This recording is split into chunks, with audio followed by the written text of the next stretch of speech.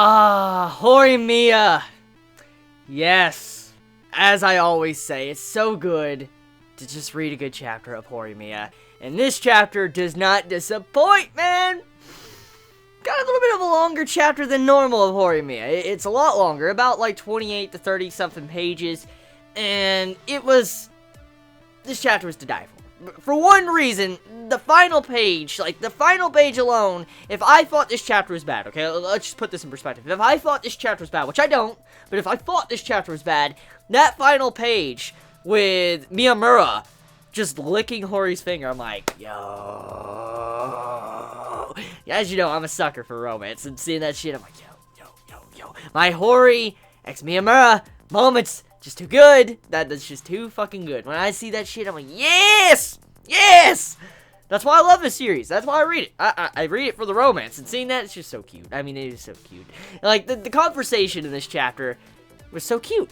Because when you see it to how they're just underneath this heating table, and they're, like, tangled up, they can't really move, and you see it to where Miyamura's, like, wanting to come out and hurt them both because he's tangled up and has to use the bathroom, I just couldn't help but laugh and smile. This chapter mainly just wraps around sitting under a heating table, actually. That's the main premise of this chapter, and it's not a bad thing. I mean, this chapter was very relaxing, and it was a great way to top off this morning's chapters. Like, I read One Piece and Bleach, and then I was like, you know what, Horimiya, it came out last night, I didn't have time because Thanksgiving and stuff. Like, okay, let's, sit down and read this. Drunk a cup of coffee, and I was like, yeah, this shit's good.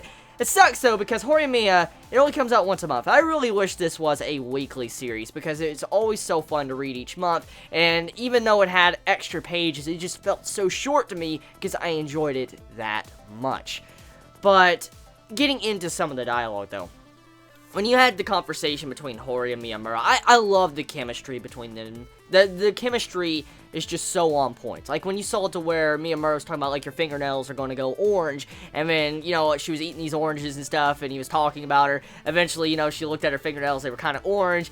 It was so funny. Even she fed Miyamura, and Miyamura, Hori in her mind's like, Miyamura looks like a little fluffy animal. I like feeding him, and that was so cute.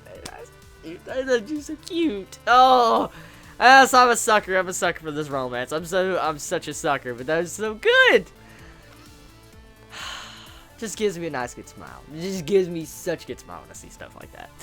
So, the heating table situation. When you see the point to where they all just go to sleep and stuff, like they're just underneath the table, such a good scene. Such beautiful artwork in that scene, but also just how the relationship is as well, like just as family. Miyamura has really just fit in with Hori's family, like, just, bread and butter. It's like he has always been there. That's how the relationship is when you just see something like that. And then Sengoku coming in and all that, being, like, drug in by Hori's father. I couldn't help but laugh at that as well, because Sengoku's thinking about what his father told him, these scary stories of Hori's father. And I'm like, oh, poor Sengoku. He's getting fucking the shit scared out of him. And, the father, too. I mean, look at Sengoku's father. He was scared. And it makes me wonder, what did Hori's father do? I mean, if Hori's father's anything like Hori, then I can kind of see why. We've seen some mean things from Hori, what she's done to poor Sengoku. So, yeah, I could see why his father would be a little bit scarred. I could see why. But, yeah, that's about it. I mean, the chapter, just very sweet. Some romance progression, and I wonder how Hori's really going to react to that, because we didn't really get to see her actual thoughts. Like, we saw her initial reaction just with her face, but we didn't get to see what she thought of Miyamura licking her finger. So I wonder what she will say if we do get a continuation of those events in next month's chapter. Let me know your thoughts in the comments below. You all have a wonderful day or night wherever you live. Please be safe. Chibi out.